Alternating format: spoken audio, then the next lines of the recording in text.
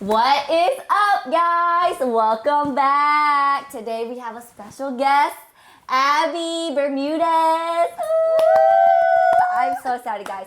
This is a special guest I have wanted to bring on since forever. I was just like, I don't know when the timing is going to be right, but this is someone whose story I believe is so powerful, and I think it will truly touch your heart. This is a story of an overcomer, you guys. She has just gone through obstacle after obstacle, and she has just overcome so many things in her life, and I'm so excited to bring her on. And just for you guys to hear her story, because, it's so powerful. Oh my gosh. I asked her what we was going to talk about. I was like, I didn't want to tell you because I was like, should I tell her? Then she'll know what to anticipate because Abby doesn't know. I wanted it to be more casual and relaxed. I like it. Yeah. So I was like, I want it to be like you sharing your story and things you've overcome because I think that's really empowering for other people to hear and to know more about you. Because I'm like, girl, this is a whole testimony. This is a walking testimony right here. Okay, so I guess first question is, what was it like for you growing up? Oh, we just gotta go straight to it, guys. Like, you guys gotta get to know Abby today, and her story's lengthy, but you're gonna get like the nutshell version. Like, this is gonna be just like what you think can fit into like I guess like an hour to 30 minutes, whatever you feel comfortable with, and only share what you feel comfortable. Well, I'm like an open book. Honestly, I feel like a lot of our pain is our purpose, and I say that like. I feel like everything that you go through that's painful in life is teaching you what you're going to be doing in your life. And so we don't always see that way. Like when we're going through hardships, sometimes we're like, why am I going through this? Or why me? But a lot of times our pain is what connects us, you know, so our pain leads us to our purpose. And if we can review the way that we view pain and view the obstacles in our lives as not why it's happening to us, but what am I supposed to learn from this so that I can get stronger and become better and be a help for other people? Because one thing that I've learned about me and my story is that a lot of people go through it. A lot of people have very similar paths, you know, it's just that not everyone is as transparent. And sometimes people feel shame for things that they have no control over, you know? So like a little bit about me. I was raised with 9 of my mom's siblings. So my mom had 14 siblings. She was the 5th or the 4th oldest, and she helped raise 9 of her youngest siblings. And so I grew up in a house full of teenagers, you know, and I'm Puerto Rican. Yes, tell them you gotta tell them a little bit about your backstory, girl. I don't think people just look at you like, I'm Puerto Rican. So I'm Puerto Rican, born and raised in Providence, Rhode Island. I grew up in Chad Brown Projects. At the time, it was like one of the craziest hoods to be a part of. But I think that's in most urban areas, right? Everybody has a hood. And if you come from a hood, then it's probably very similar stories, you know? So I grew up in Chad Brown Projects, and my mom raised, like I said before, 9 of her siblings. I was the baby. And then my dad was in and out of the picture a lot because my dad was an amazing man, but he had an addiction, you know, so he started, I mean, drugs was such a normal part of the 70s that it wasn't even like thought of as something bad, you know? So he started heroin when he was like 16 years old. Can you imagine being 16, like a baby, and starting that horrible drug, you know? And so he started using heroin when he was 16 years old. He met my mom when he was in his 20s. They got married, and I came out of that. Of course, they were married for maybe 2-3 years. It didn't last long because they were both in such chaotic places in their own lives that coming together, it was just like a bigger chaos, you know, but I came out of that. And so, I mean, I feel like so much of who I am is because of how I grew up, you know, the obstacles that we went through. Of course, my mom had to raise her 9 younger siblings, so money was very tight. You know, we grew up in Chad Brown Projects, so we used to go to like homeless shelters to get food, or to anywhere that had free food. We was there with our papers to get our boxes. And, you know, hand-me-downs. I mean, listen, I didn't get hand-me-downs from like my mom's siblings. I got hand-me-downs for whoever donated it to the community bank, you know, like that was my, you know, so I remember I was like 4th grade, 5th grade, and I had this coat. Oh my God. And we got it from like a Salvation Army or something. And I remember the coat was so pretty. So I was so excited to wear it for school. And this girl in my class, I'm not going to say her name just in case she's somehow comes across the video. I mean, I don't have no shame in it. But yes, girl, it was your coat that I was wearing. Yes. So she's like, I had that coat just like that. My mom just donated it. And I was like, oh, really? She's like, yeah, but mine has the name on it. Does yours has your name on it? I was like, no, I don't think so. I didn't show her though. Of course, I go home and I'm taking off my coat, and sure enough, her last name. And I was like, oh my God, I was so embarrassed. But, you know, those are the things that create character and builds you, you know, so it's not like, it's not where you come from, it's where you're headed. And a lot of who I am is because of where I came from and how I've changed it to be a better person, you know? So my goal is always like, even if I don't get to live a life of wealth per se, financially, my goal is to build it for my kids and my grandchildren and their future generations, you know? So I may not have been born with wealth, but I will definitely die with it. Yeah. That's the goal. Thank you for sharing, Yes, Abby. yes. I'm like, I mean, I don't know how else, like what else would I say about that? Like yeah, my I was childhood. just like your childhood. I was like, it's so interesting how you were brought up, and like, I think how you just kind of, I think more so I was interested because you were like, I guess, I don't know if it was in your teenage years that you started to like, Rebellious. Yeah, I think that's what I was like. You want to talk to me about the hood? About the hood days. Okay, Abby's life kind of happened in parts. It's kind of hard to tell someone's story in like one setting. It's just like, I guess it's like you remember things in like fragments and in bits and in pieces and like highlights and like the really lows or the really highs. Right. You kind of just remember the in-betweens and the things that stand out. Yeah. So can you tell us, I guess, that was more That's so like my childhood, That's right? more of childhood. So I guess getting more so into your my teenage years. into your high school Yeah, years. yeah, absolutely. Before I get into like my teenage years, I do want to like say, so my dad passed away when I was 9 years old, and that was like a huge part of my childhood. Like my dad was my hero. You know, even though he was a man with an addiction, I loved him more than, he was my first love, you know, so I loved him more than anything, you know. And so when he passed away, it really, it put a big burden, like it put a hole in my heart, you know. And so my mom was always there in the picture, but my mom was always very busy because she had so much responsibility, and it was really hard to connect with my mom as my mom. She would even say that she didn't view me as her daughter. She viewed me as another sibling because she had so many of them and she was raising all of them, you know.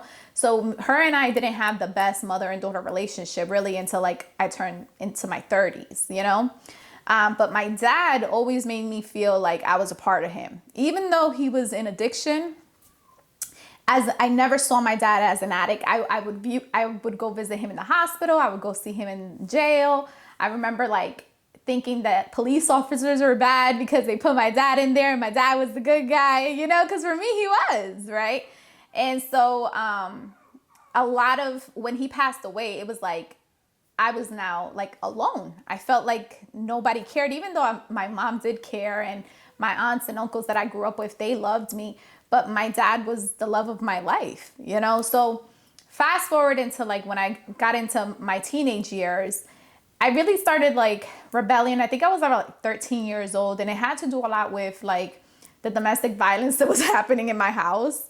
I speak about it now because me and my mom, like we've moved on from that, but my mom, she just dealt with a lot. And unfortunately, I was a target of her abuse for a long time. I mean, it was intense. You know, she was a little lady, but she was very, very intense. And she would remember things that I had done like a couple days ago. And when I was taking a shower, that was like the time to take care of whatever happened.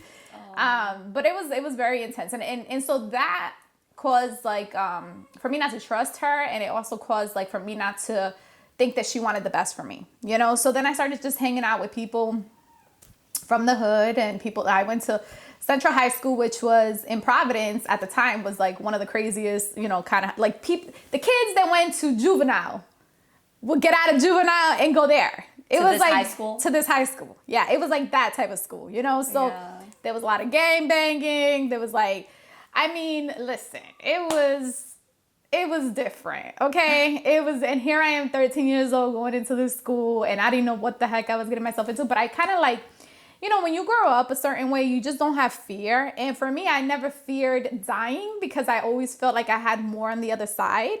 Like at the time, my dad had passed away, you know, and I loved him more than anything. So if I died because of an accident, then I would just go with my dad. You know what I'm saying? Like it just, I never felt fear. So I would do a lot of stupid things. You know, I got into a lot of fights. You know, I never fought anybody that was my same height or weight. Everybody I fought looked like a giant. Because I'm sure, you know, at the time I was like 85 pounds soaking wet and I'm 4'11", so I wasn't very tall or big. And so from getting into fights to doing, you know, other stupid stuff at the time, literally I constantly put myself in danger. But I think in a way it was weird because, you know, when your house is chaotic, when your home is chaotic, it doesn't feel like chaos to go out and get into fights. It feels relieving, if that makes sense. Do you feel like that was an outlet for you?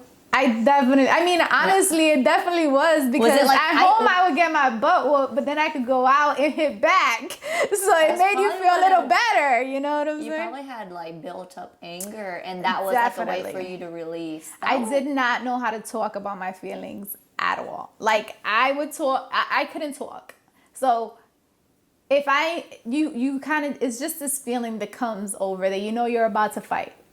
And so the person's talking and you just feel it. And before the person like no words could come out of my mouth ever because I would just be so mad that I would kind of black out. And then when I would black out, I either was like, had a black eye, you know, or like I had somebody's hair in my hands. Like when I would come back. That's crazy. It was not, I don't think I ever remember like a fight, like me hitting or it was like my mind just kind of blacked. And then when I would come back. How many fights did you get into? I don't even know, girl. So one of my fights was really bad. The reason why I moved to Florida. So at the time, and we were part of like this little crew, you know, in school. And literally it was like a big crew. I said little crew, but it was like 30 deep, easy, you know?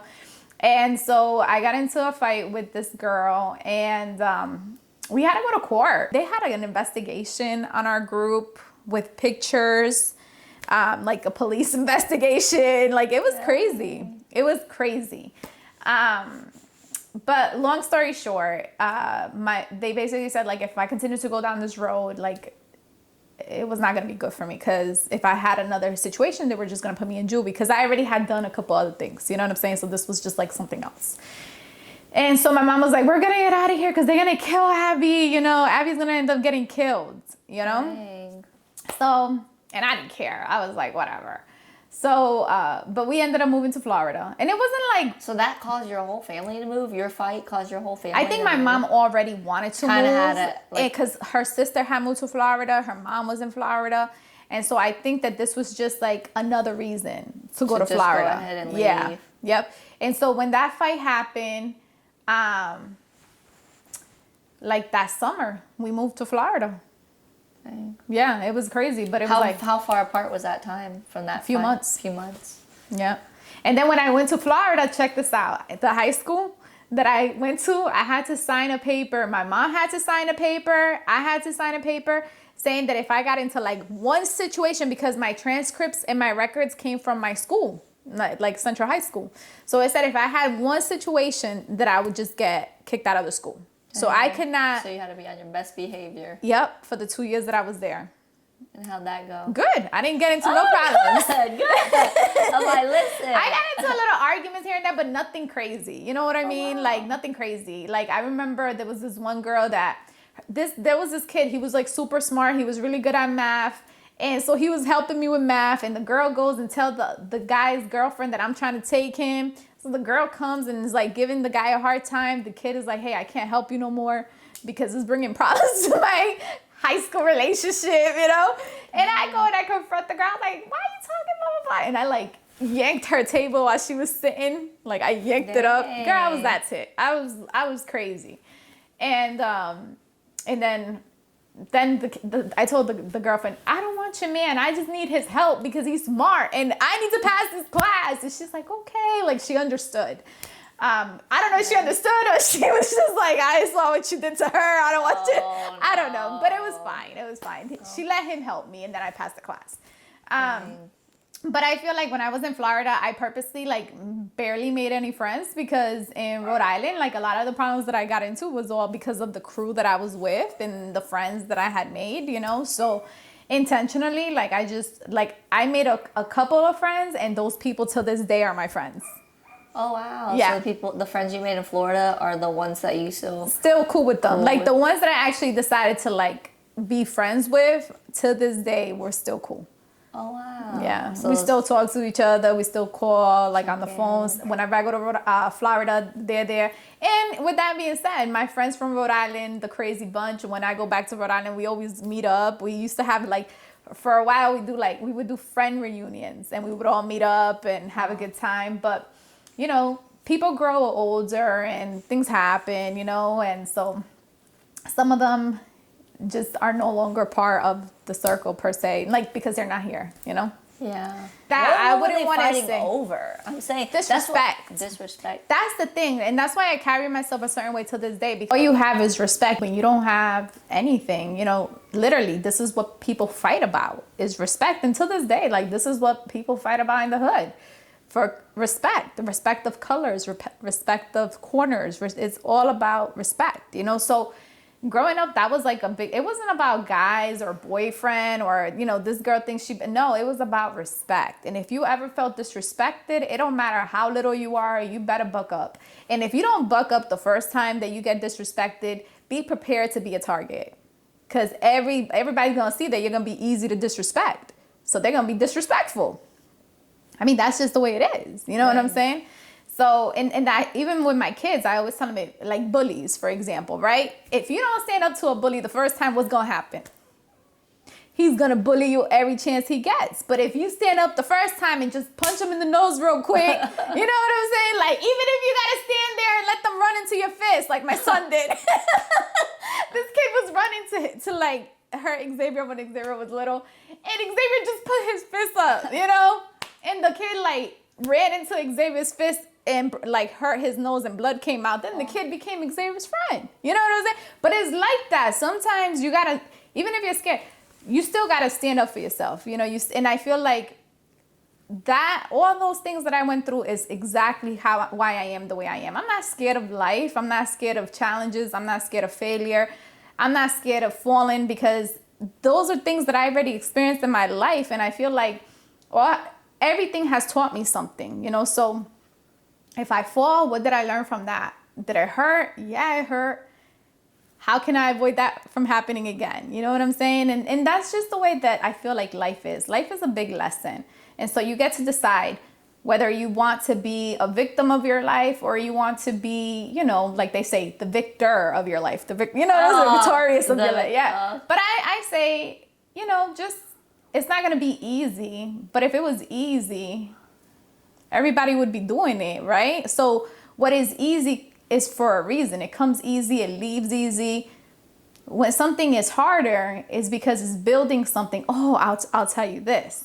Because we literally just had this conversation in one of our podcast episodes. So, you know, I'm part of Spot Topics. Yeah, you can share that as a plug too. Yeah, so I'm part of Spot Topics. And we literally just talked about this. Like, you know, when a seed is put in the ground, and so when they're in that dark place, they're alone. And they're stretching and moving around, but like they're germinating. Alone. Yes, right? Like when a seed, like a flower is put in the ground, it's just a little tiny seed. It doesn't go in the ground ready. You know what I'm saying? But while it's in the dark place, and when it's in the dark place, it's alone and it's dark. Maybe it's cold because of the rain that's coming through the soil, whatever, right? Yeah. But it's through that you see it starts coming out. And when it comes out, people can appreciate, you know, the little flower. But have you ever seen a flower that is easy to pluck out?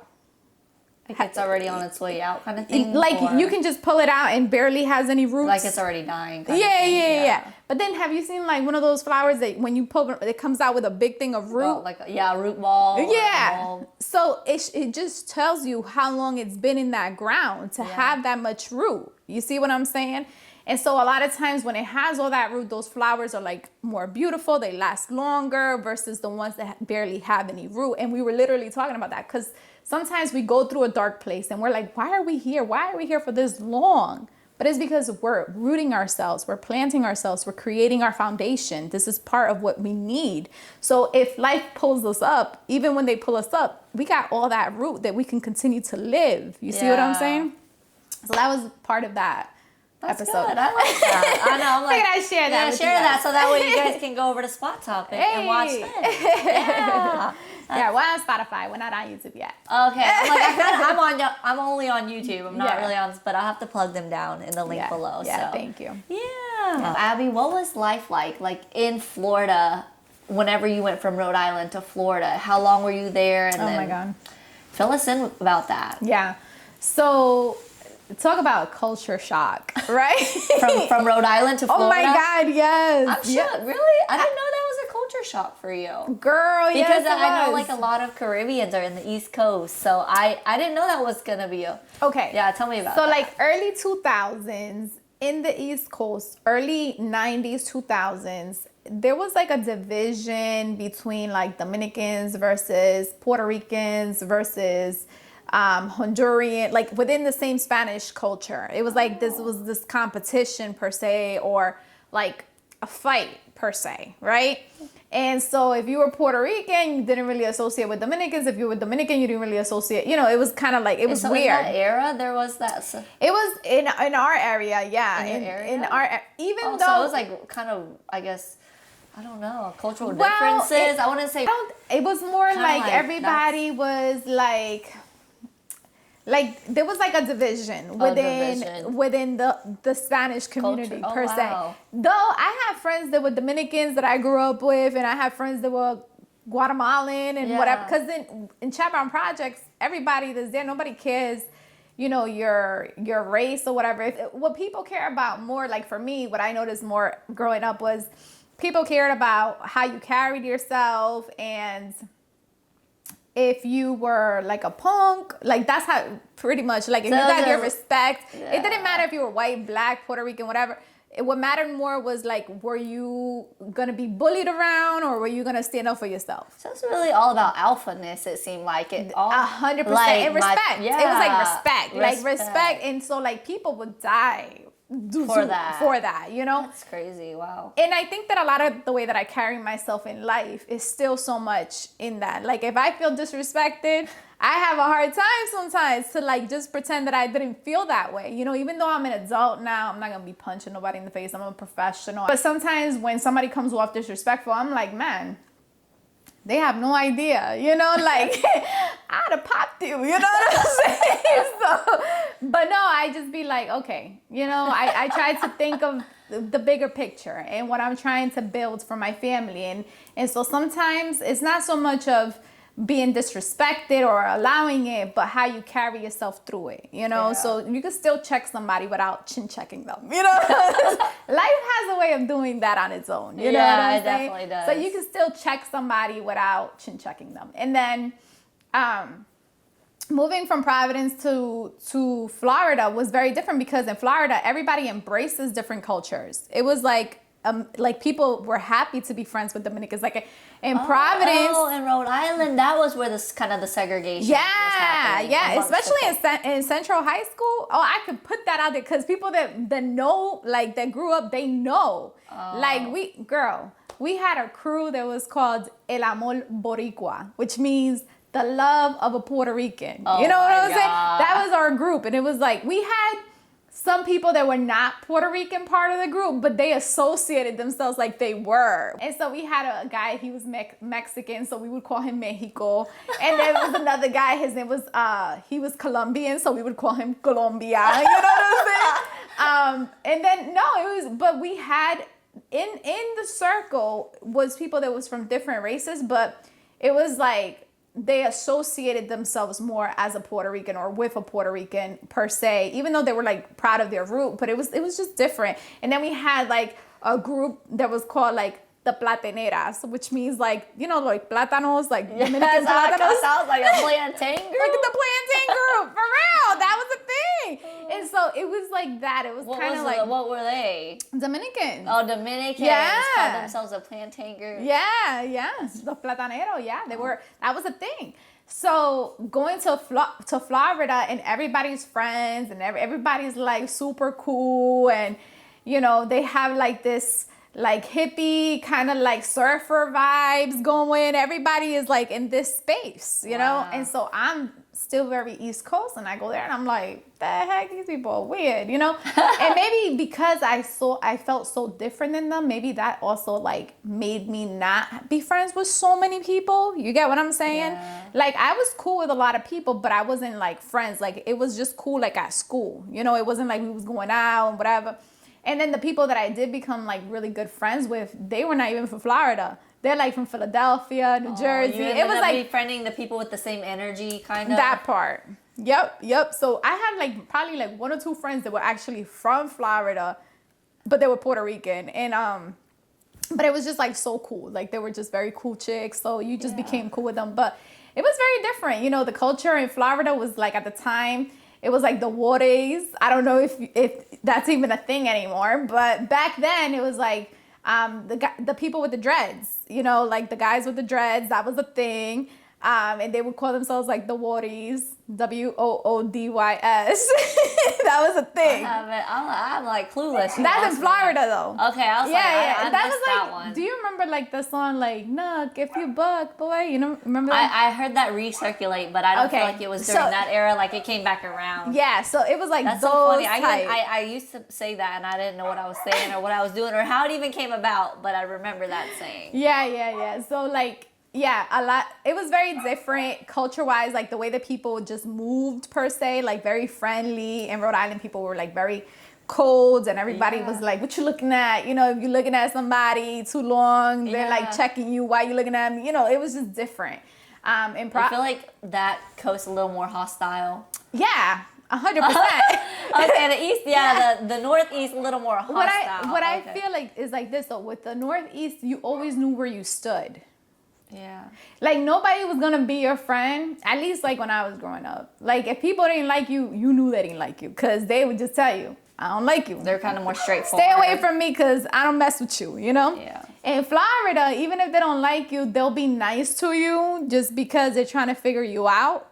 In Providence, they don't care enough to figure you out. Like if they don't like your energy, they don't like your energy. It's that simple, you know? Yeah. So it's like more, I guess, more straightforward and more passive. I think so, yeah. I guess that's the best kind of 2 words. Those were, yeah. And so then moving from Providence to Florida, I lived there for about 2 years. I graduated from high school there. And then I moved to Oklahoma. How did that happen, Abby? How did you move from Florida to the good old state of Oklahoma? My gosh. So as I said earlier, my mom and I didn't have the best relationship, you know. So when I finished my high school, my senior year, it was really difficult for my mom and I.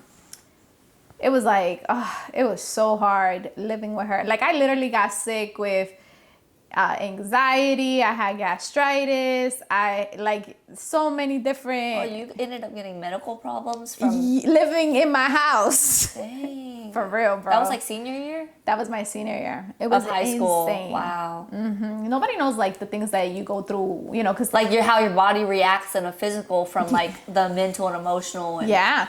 So like that's crazy. I think like at 15, 16 around there, like my mom, like, and I, it wasn't as physical as much as it was like verbal and emotional type of mental kind of stuff, you know. But so I decided when I finished high school, I was like, you know, and at the time, so my husband now, boyfriend then, had moved from Providence to Florida. And then I was like, and so then I was like, you know what?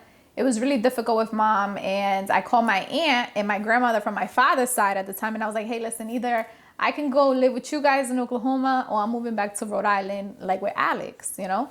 And so she's like, my aunt and my grandma was like, no, you coming over here, you know, just come over here. So they got our tickets for both of us. Oh, they paid for both your plane tickets? Yeah. So did you guys bring anything? I mean, I had a little bit of Taco Bell money, you know. I used to work at Taco Bell and he used to work cleaning floors. So we had a little bit of that money, but it was nothing crazy, you know. You didn't have like clothes or luggage? I had like my bag of clothes. and he had like his bag of clothes. But let me tell you something funny. When I go pick him up, my uncle was driving us to the airport because, you know, it was like everybody in my family knew the relationship I had with my mom at the time. So it was like, whatever. So my uncle was taking me to the airport. He was going to pick up Alex. I go to Alex's house. Everybody in their the dad, mom, all his siblings. He got like 5 siblings. He's one of 6. He's the oldest of 6. They all got their eyes like bloodshot red, crying. And I'm like, what's going on? Why are y'all crying? Like, I didn't understand, you know? And I see Alex and I'm like, are you okay? Like, what's wrong with you, you know? And he's like, no, I'm leaving, you know? And I'm like, oh, is that why everybody's crying? Like, I didn't, because in my house, nobody cared. Like, honestly, my mom was in the kitchen. Like, she didn't ask that, me voy a ir. That means I'm leaving. She didn't say nothing. She just stayed in the kitchen.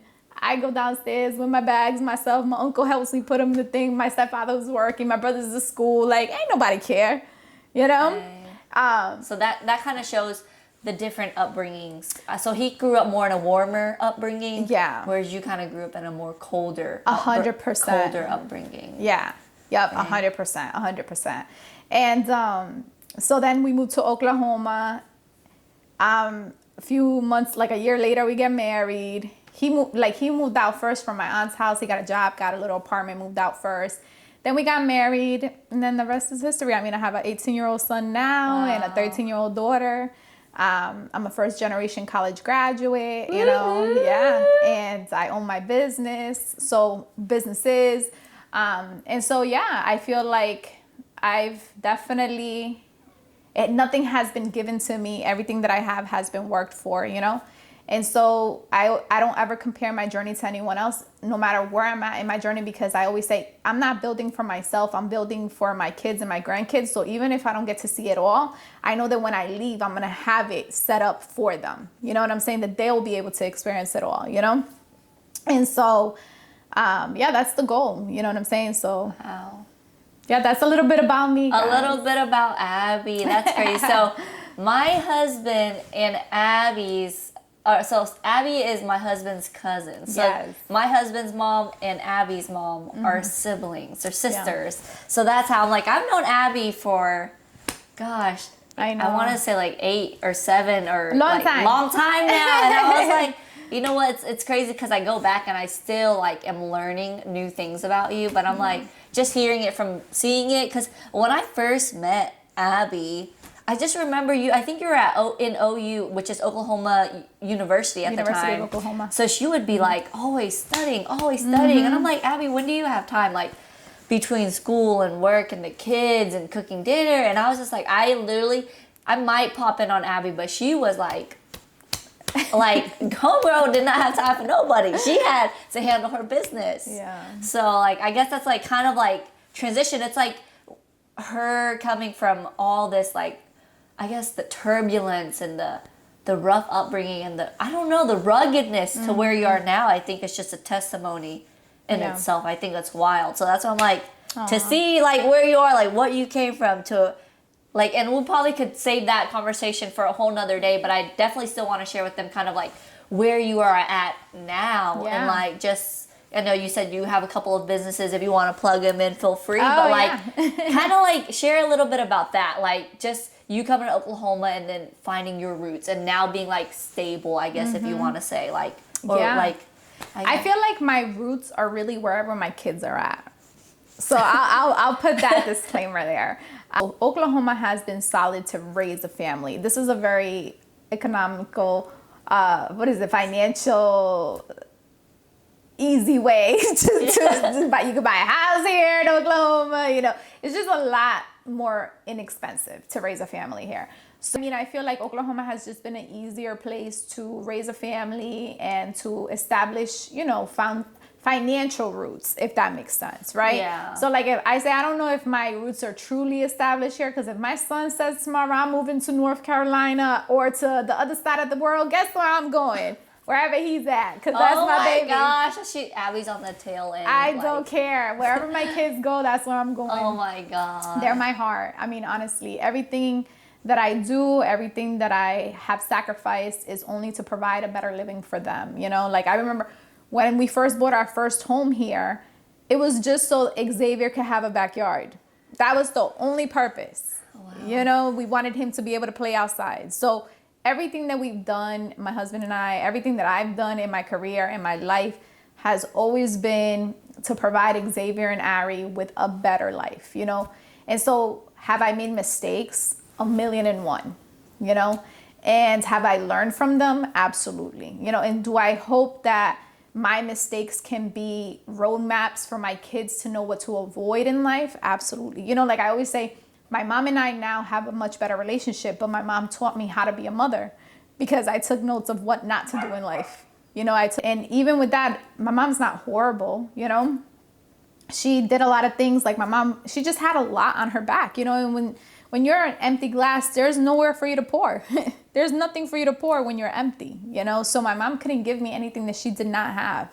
I don't know, God gave me a little bit of the opportunity to experience pure love through my dad, you know, and that's literally what I have carried for so long, is that energy, you know, and a lot of how I am with my kids in the loving section and trying to be happy and trying to have fun with them and try to give them experiences and give them all my love and kiss them all the time as much as I can. You know, they get so annoyed. I'm like, okay, mom, okay, I get it, you love me. That's who my dad was, you know, so a lot of who he was definitely lives through me in a good way, because he also had his bad stuff, you know, so I'm not going to capitalize and just say like he was great and my mom was horrible. My mom had a lot of things of her own that was good. Like my mom always tried to make sure that we had food, or, you know, that we had a safe place to live or a stable place to live.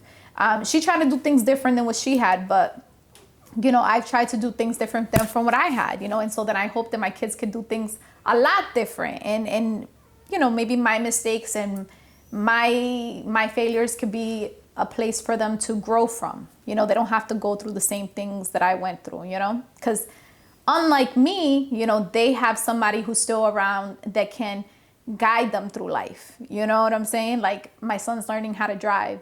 And recently, I know. We ain't gonna talk about the kids. Then she ain't gonna be able to finish. Then she'll have water up to here. I'm telling you. I be cracking up. Abby's very empathetic, very emotional. Those are my babies. I be cracking up. We not gonna talk about X because then she not gonna finish the podcast. I said you need a bowl for your tears, girl. Girl, I'm gonna need two. She needs two bowls for her tears. I'll end with this. So Xavier's learning how to drive, and this is just a good analogy of life. I know that certain streets at certain times is very busy. So somebody that's learning how to drive may not want to drive through those streets at certain times, right? Because it's going to be a little bit chaotic for them. Yeah. And so he was driving and he's like, Mom, you know, the GPS is saying to go through here. And I said, no, don't go through there because that street is very, very busy during this time. And I don't want you to deal with that. Yeah. So he's like, I'm like, just keep going a couple streets further down and then we'll go up. And he's like, okay. So he went a couple streets further up. We went up, no traffic, perfect, right? Dang. Something as simple as that. When I got to the house, I started thinking, I'm like, man, that just is something as simple as that I am now able to give my kids that extra guidance of something so simple because I know the traffic that happens. So maybe let's put this in purpose to pain kind of situation, right? Yeah. Because I know the pain that I've been through in this life and I know how I got there. I'm going to try to, if I see my kids going down that same path, I can try to move them over. Not that they're not going to get to their destination, but maybe avoid some of the heartache and some of the blocks along the way because I already know that those heartaches are there and I already know those blocks are there. So maybe move a couple streets over and then go. You see what I'm saying? Kind of like a reroute, like a detour. Yes, but I never had that. So everything I've done has been like bam, bam, bam, you know, like figure it out. She's hit a lot of potholes in her life. Listen. Busted a few wheels, maybe That broken an part. axle, if we're referencing. Like, Yes, like, exactly. That is a good analogy. Yes, but that's how life is. And so to be able to be that guidance for my kids, that's definitely what keeps me going. You know, I think that every hardship, every sadness, every trial has been worth it because I have been able to grow and learn from it. And then now I'm able to provide a better guidance for my kids. So if my kids can avoid having to go through 50% or 70% of the trauma and the pains that I've been through because I've been through it and I could block that for them, then it was worth it. And that's how I feel. Look at you. That's powerful. I love it. Yeah. Anything else you want to share with us, Abby? I was going to go into more, but I think that's solid for today. If Abby comes back, she'll share more, y'all. It's kind of intense. It's got a lot of moving parts, but I think that gives you an idea. I'll plug my businesses. Yeah, why not? Plug them in. Yeah, plug your businesses. We can link them down below. We can put links. Yes. Go ahead, Abby. All right. So, share you're open. Platform is yours. All right. Oh man. All right. So I will definitely share my insurance broker. So I'm an insurance broker and a startup business consultant. So I help with all things life insurance, retirement income planning, Medicare health plans, and commercial insurance, as well as starting your own business. So I can help you with the startup process of filing your LLC, your operating agreement, your EIN, your FinCEN, BOI report, whatever you need to start the business, all the legal structure, we help with that in our office. And then that's Abundance Beyond Financial, which is abfinancialpro.com. And then we have a little baby that was born last year. I say, it's my baby. All my girlfriends are having babies in their late 30s. And I'm like, and here I am popping out another business. Here it is. Those are my babies. Yes, those are my babies. So my little baby is www.crmado.com, which is a customer relationship management system. Basically, it is an all-inclusive back office suite for startup businesses and entrepreneurs. So from calendar scheduling to appointment setting to payment processing to website hosting and website designs. I mean, basically business in a box, all in one place. Business in a box. I like that. If you need business in a box, this is your girl. Yes, I am your girl. Yeah, absolutely. So happy to help. crmado.com or abfinancialpro.com. That's it? That's it. Thank you so much for coming, Abby. I love you. I appreciate it. Laura is my home girl. Home girl has seen me cry out of frustration. Like she is just the best. Yeah, so we're family. I think today is just extra special because we're gonna sit down and do something a little more different. Yes, but I'm like, thank you so much for tuning in, guys. Be sure to subscribe and leave us a like and comment down below. You guys remember, I'm always open to content, so message me and let me know what you'd like to see more of. Thank you, guys. Have a great day. Thank you, Abby. Thank you, Laura.